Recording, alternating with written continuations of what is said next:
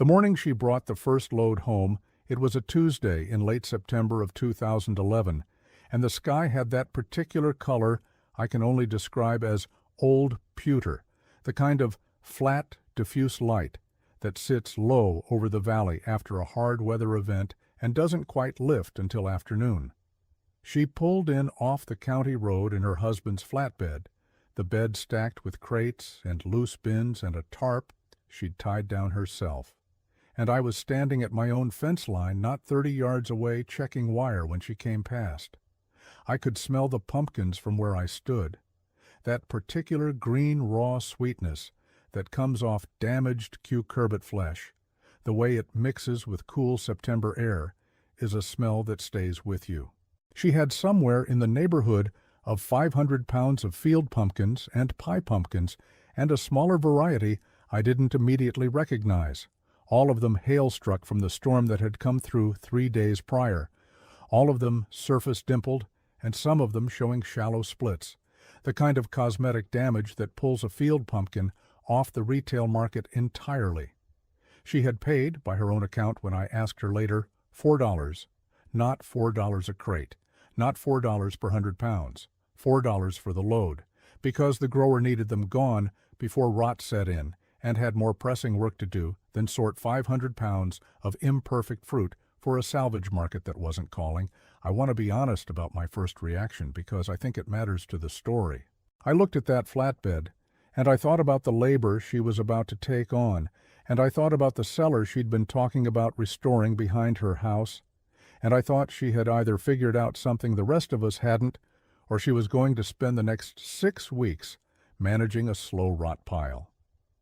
I leaned on the fence post and watched her back the truck up toward the root cellar doors, and I didn't say anything, because that's not a thing you say to a neighbor who is clearly certain of her plan. But I thought it. The valley had thoughts about it too. By noon of that day, the little diner on the main road through town had a version of the story, and by supper time, the version had grown to include details that were not in evidence, including a figure for the pumpkins that had inflated to somewhere around 2,000 pounds and a purchase price that had dropped to nothing, which told you more about the way a story travels than it told you about the pumpkins. Her name was coming up in conversations the way names come up in small communities when someone does a thing that is either going to prove out brilliantly or embarrass everyone who watched it happen. The county extension agent, a thorough man who drove a clean white truck and kept a clipboard on the seat beside him, and meant every word he said as genuine helpfulness, came by her property the following Thursday. I know this because she told me about it afterward in her driveway, and the account was delivered in the flat, unhurried way she told most things. He had walked the cellar with her, noted the ambient temperature, examined the ventilation she'd set up, looked over the damaged skin on several of the pumpkins, and told her with the confidence of a man who has the literature behind him that hail-damaged cucurbits were a storage liability, that the surface breaches were entry points for Phytophthora and Fusarium, and that she should expect meaningful loss within the first 3 weeks, and that in his professional assessment she would be fortunate to retain 30% of the load in any condition suitable for food use. He was not unkind about it. He was precise and credentialed, and he had data from university extension publications to support every word. And then he drove away in his clean white truck, and she went back into the cellar and kept working. I want to be clear that I am not telling this story to mock the extension agent. He was applying what he knew, and what he knew was accurate as far as it went. The problem was not that he was wrong about hail-damaged pumpkins in ordinary storage conditions. The problem was that she was not working in ordinary storage conditions, and she knew things about that cellar that he had no reason to know and hadn't asked about, because the question of whether a root cellar had a particular history was not on his clipboard. That is a different kind of knowing than what gets published. That is the kind of knowing that gets written in a notebook in pencil that goes brown over 40 years and left in a cedar chest under a wool blanket alongside a woman's winter coats, and found by a granddaughter who is the sort of person who reads what she finds. I didn't know any of that yet when I watched the extension agent leave. What I knew was that she had bought 500 pounds of hail-struck pumpkins for $4, and she was still working in the cellar at dusk. The thing about that cellar, and I came to understand this gradually over the following weeks as she told me pieces of it in the way neighbors talk across fence lines and at the shared edge of a county road, was that it had been built in 1923 by her grandmother's father, a man I will call only by what she called him, which was the Old Bohemian, a name said with no disrespect and a great deal of affection. He had come to this valley with particular knowledge about cold storage that was not native to this region, knowledge from a different climate and a different agricultural tradition, and he had built the cellar according to principles he understood and the valley had mostly forgotten or never learned. She had the notebook. That is the thing I want to stay with for a moment, because the notebook is the heart of this whole account. It was a ledger-style composition book, the kind with mottled brown covers and a cloth spine, and the pages were filled in a careful small hand with pencil, a mix of English and what she believed was Czech, recording temperatures and storage dates and yield observations across seasons from 1923 through 1951, when the Old Bohemian would have been in his late 70s, and the entries grew shorter and finally stopped. She had found it in the cedar chest I mentioned the winter her grandmother passed, which was 2003. She had read it once, set it aside because she was not then thinking about cellars or storage or pumpkins, and it had sat in the cedar chest for 8 years. I'll own that she told me this with a slight lowering of her eyes, the way a person acknowledges a postponement they understand, in retrospect, was a kind of waste. But she had gone back to it in the spring of 2011 when she decided to restore the cellar, and she had read it 3 times through, and she had found the thing that changed how she understood what she was looking at. The line was near the back of the book in a section dated October of 1947, and it was underlined twice in pencil and had a single word written beside it in the margin. She read it to me once, standing at the fence in early October while the pumpkins were settling into the cellar, and I have thought about it many times since. What it said, translated and paraphrased because some of the Czech did not come cleanly into English, was approximately this: the stone at the northeast corner breathes cold from below in a different way than the other 3, even in October it holds, and I do not fully understand why, but I have never lost a root vegetable from that corner in 24 years of keeping. The word in the margin was a single Czech word she translated for me as attentive. He had been paying attention to something for 28 years and had recorded the observation without pretending to fully explain it. That is the kind of honesty I find harder and harder to come by. She had spent part of that spring and early summer, before the hail storm and before the pumpkins, trying to understand what he meant. She had checked the foundation, measured the temperature differential between the northeast corner and the other 3 corners with a probe thermometer she borrowed from a neighbor, and found a consistent 4-degree difference, the northeast corner running cooler and more stable, even through the warmest weeks of July. She had consulted a man who had been drilling wells in this county for going on 40 years, a quiet person who had the manner of someone who has spent a great deal of time underground and considers it a privilege rather than a job, and he had looked at her property and at the original construction notes she had from the county historical record, and he told her, after a long silence, that there was likely a secondary spring feed running under the northeast corner of the structure, channeled by the rock formation that ran in that direction toward the low ground, and that the original builder had either known this or had discovered it empirically and built around it. He said it was exceptional.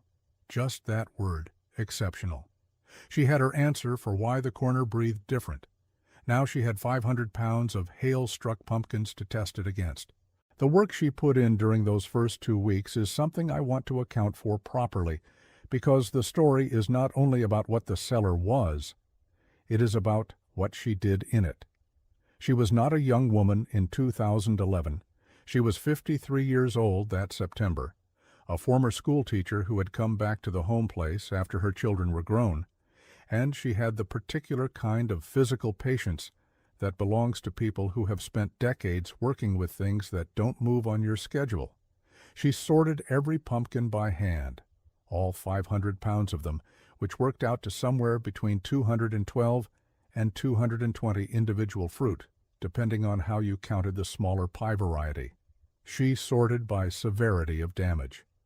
The ones with surface dimpling only, no split skin, went to one group. The ones with shallow splits went to a second group. The ones with deeper breaches, where the flesh had exposed itself to any meaningful degree, she set aside separately.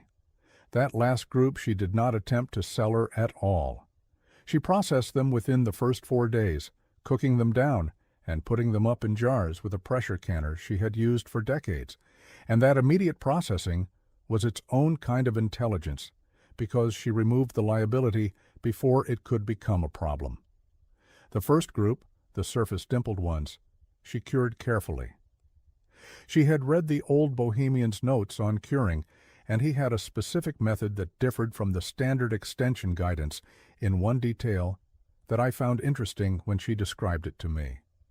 The standard guidance of that era was 10 days at around 80 degrees for curing a pumpkin, hardening the skin before cold storage. His method, as she read it, called for a shorter warm period followed by what he described as a slow walk down, meaning a gradual temperature reduction over a period of days rather than a quick transfer to cold, and he attributed this to better skin toughness at the end. She did not have a climate-controlled room, so she improvised, using the south-facing mudroom of the house for the warm phase and moving the pumpkins to progressively cooler positions over a 10-day transition before they went to the cellar proper. The second group, the shallow split ones, she treated differently.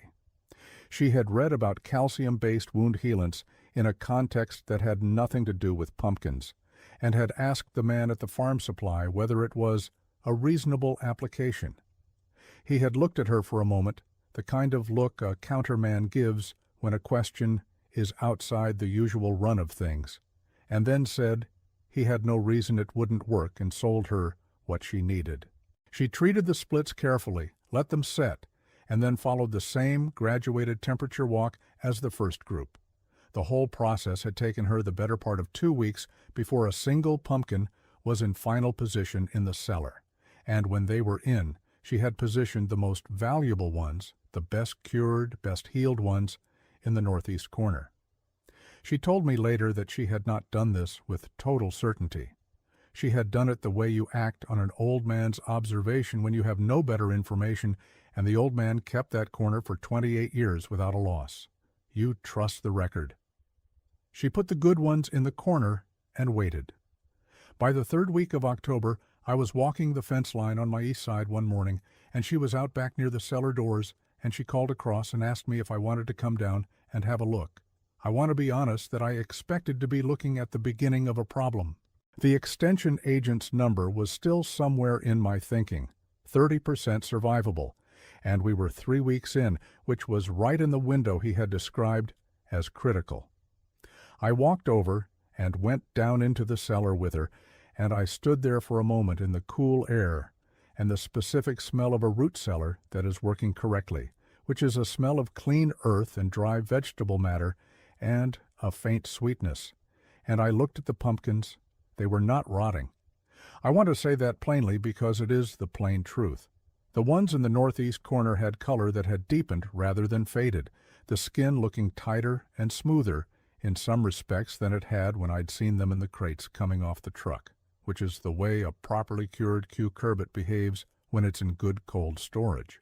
The ones further from the corner were holding too, with a few exceptions among the second group, the split ones, where 2 had developed soft spots and she had already pulled them and processed them. But the losses, as of that 3rd week, were in the range of 4 or 5 individual pumpkins out of the 210 she had cellared, which was a loss rate so far below what the extension agent had projected that I stood there doing the arithmetic in my head and then did it again because I thought I'd made an error. She watched me do the arithmetic. She didn't say anything. She had a small flashlight, and she was pointing it at the corner and letting me look, and the corner was doing exactly what the old Bohemian had written that it did, holding cool and stable in a way that the other three corners did not, and I could feel the slight temperature difference even standing at the edge of it, that faint breath of something colder coming from beneath the stone. I told her it looked like he knew what he was talking about. She said she thought that was probably why he wrote it down. We came back up into the October morning, and she handed me 2 of the smaller pie pumpkins from a separate bin she'd kept near the entrance. The ones she'd already decided were too soft in the stem end for long storage, but still perfectly good for eating, and I took them home, and my wife made 2 pies and a batch of soup before the week was out. And the flavor was as good as any field pumpkin I can remember. There is a thing that happens to a pumpkin that cures in cellars correctly that does not happen to a pumpkin that sits in a pile at a retail lot for 3 weeks in alternating sun and cold. The flesh concentrates, the sugars develop. It is a different thing entirely, and if you've eaten both, you know exactly what I mean without me having to explain it further. November came in with a hard frost on the 3rd, which was earlier than the extended forecast had suggested, and reminded me, as it does every year, that the forecast is a guess made by people with instruments, and the frost is a fact made by the sky. By the 1st of November, she had begun to move pumpkins, not to sell them, not at first. She had made a quiet arrangement with the woman who ran the small food co-op in town, a place that operated out of a converted garage and served maybe 60 or 70 households on a membership basis. And the arrangement was this. She would supply pumpkins through November and into December on a as-available basis, and they would be priced at what was fair to both parties, given their origin and condition, which is to say, below what an unblemished retail pumpkin would bring, but well above zero, which is what they had been worth to the grower 3 days after the hail storm. The co-op woman, who had been running her operation for 11 years and had a fine-tuned sense of what her members actually wanted versus what they said they wanted, had taken one look at the pumpkins and said she would take everything that came out of that cellar in good condition. She had been getting her pie pumpkins from a distributor 2 hours south, and the quality had been variable, and she knew the difference between a pumpkin that had been grown and kept with care, and one that had been grown for volume and shipped fast, and she said so plainly. The price they settled on was 60 cents per pound for the pie variety, and 42 cents per pound for the field pumpkins, which sounds modest until you multiply it across the weight moving out of the cellar each week, and compare it against $4 paid at acquisition. By the 2nd week of November, she was pulling pumpkins out of the northeast corner, and they were coming out with the kind of skin integrity that made the co-op woman pick them up and turn them in her hands with that particular expression of someone confirming what she expected, but still pleased to see it confirmed. There were no soft spots. The stem ends were dry and sealed. The weight was full, meaning they had not lost meaningful moisture in storage, which is the measure of whether a cucurbit has been kept correctly or merely held until it failed. She sold 64 pounds of pie pumpkin in the 2nd week of November, alone. At 60 cents a pound, that was $38.40 from pumpkins that had been acquired for a fraction of a penny per pound. I am not telling you that to make a point about profit margins, though the mathematics are what they are. I am telling you because the number is the evidence, and the evidence is the answer to the extension agent's 30% projection, and I think the evidence deserves to be stated with the same precision as the projection was. The neighbor who had been most vocal at the diner came by her place in the 2nd week of December. I won't characterize his skepticism as malicious, because it wasn't.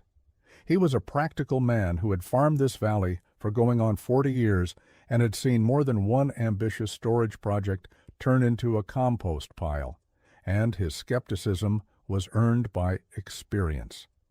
He drove a clean truck, as clean truck men do, and he pulled it into her drive on a Thursday morning when she was out by the cellar doing an inventory, which she did every 10 days, noting what she had remaining, what condition it was in, and what she projected through to the end of the month. He got out of the truck and stood with his hands in his jacket pockets and watched her for a moment, and then he walked over to the cellar doors, and she showed him in. I heard about this from her that afternoon. She told it the same way she told everything, without theatrical emphasis, just the sequence of what happened. He had stood in the cellar for a few minutes, looked at the northeast corner, picked up one of the field pumpkins and turned it over, set it back down. He looked at the temperature differential that her probe thermometer was showing, 41 degrees in the corner against 46 in the southwest, and he did not say a great deal. What he said, when he said anything, was that it wasn't as wet in there as he'd expected. He said the corner was something. He asked her how many she had left, and she told him 93 pumpkins still in the cellar, all of them in condition she expected to sell through to just before Christmas. He nodded once in the slow way that means a person is updating an estimate they had previously fixed somewhere else, and he walked back out and stood by his truck for a moment and then said she might know something about that cellar he didn't, and got in and drove away. That is the whole of the concession, and it is the only one she ever needed. She didn't mention it with any particular satisfaction. She mentioned it the way you mention a thing that resolved, because it resolved. By Christmas Eve of 2011, she had sold or given away every pumpkin that came out of that cellar in good condition, a total across the full run of slightly over 180 pounds in sales revenue and approximately 40 pounds distributed to families in the co-op who had needed it more than they could pay for it at that particular time of year. The final tally on what she took in, at the prices she and the co-op woman had agreed, was in the range of $86, against a purchase price of $4. I am not a man who makes claims about financial returns without arithmetic to back them, and the arithmetic there is not complicated, but the money is honestly the smaller part of what she proved. What she proved was this, and I have thought about it many times in the years since, standing at my own fence line in September when the light goes pewter and the first field pumpkins start coming in. The old bohemian wrote a thing down in 1947 because he had been paying attention for 28 years, and he wrote it honestly, which means he included the part where he didn't fully understand why, because a man who writes down only what he understands leaves out the most important things. She found that notebook in a cedar chest in 2003, and she let it sit for 8 years, which she will acknowledge, and I have done the same with things I should have read sooner, so I am not in a position to say anything about the 8 years. What matters is that she went back to it. She went back to it and she read it 3 times, and she found the underlined line, and she did not dismiss it because it came with an admission of uncertainty. She trusted the 24-year record over the uncertainty, which is the correct order in which to weigh those two things. She spent a spring and a summer understanding the corner before the pumpkins ever arrived, and when 500 pounds of hail-struck fruit showed up for $4, she was ready to use what she had found. The extension agent's 30% estimate was not wrong for the conditions he was imagining.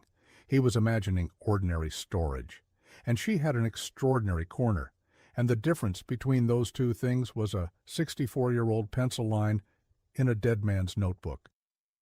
My father used to tell me that the land doesn't owe you knowledge, it only offers it, and the offering only comes to people who have gotten quiet enough to hear. He said it once about soil, and once about water, and once, at the end of his life, about something entirely different, and every time I have thought he was talking about the same underlying thing, which is that attention is not passive. Attention is the hardest work there is, and most people will not do it long enough to see what it reveals, and the ones who will are the ones who end up feeding a valley out of a cellar that everybody else had already written off before October was cold. She fed that valley. She did it with 500 pounds of imperfect pumpkins and one good corner and a dead man's careful handwriting. and by Christmas Eve the cellar was empty and clean, and she had already written down in her own notebook the temperature readings from all four corners, and the dates and the loss counts and the yield figures, because the notebook is not an artifact of one generation.